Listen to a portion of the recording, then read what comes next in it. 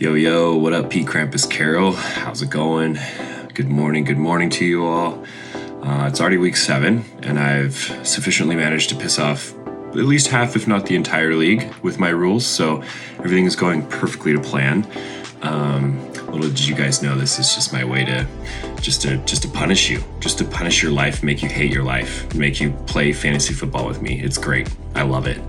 I do want to say I did feel a little bit validated. I was recently listening to one of my most favorite podcasts, and the host was talking about in their keeper league how they also had to make the rule where you could not trade first round or higher draft picks in the league, similar to how you were able to do in ours, because similarly they thought people were going to not want to just do a fire sale and give it all up for a player or a run at a championship. And similarly to our league, that is exactly what was happening. So on that note, the Adam rule did officially pass and is officially effective immediately, rather.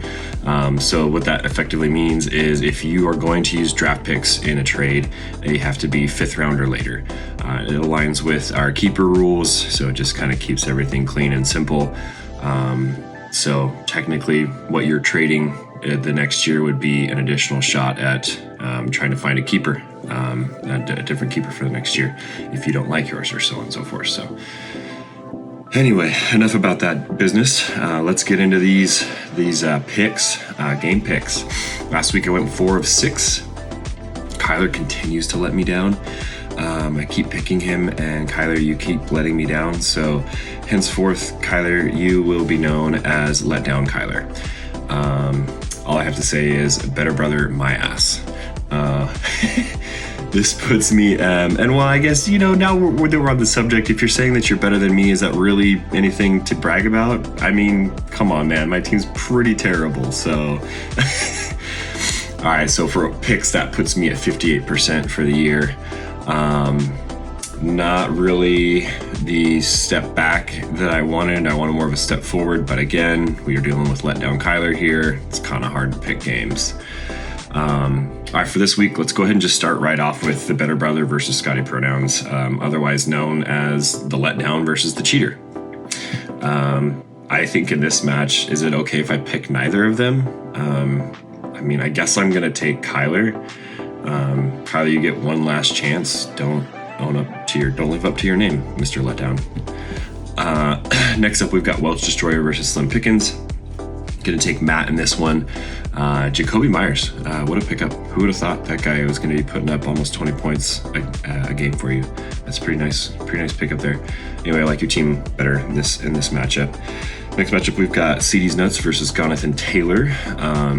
You need a name change now, Mr. Gonathan. I do think this is going to be a super tight game here. I do think that both teams are going to get a median win, but I do think Kevin is going to inch out the win on this guy. Then we've got old Busted Team versus now Bruised Gritties. Nice team name change there. I am going to take Joel in this one, though. I'm just going to edge out Todd's team due to nice games from Gino and Kenneth Walker. I feel like I say that a lot, but I tend to like the matchup that the Seahawks have. They haven't been doing much with it lately, but the matchup is there, so I would think that Gino and Kenneth should have a good game and push over the edge. Because Todd's rolling out Royce Freeman.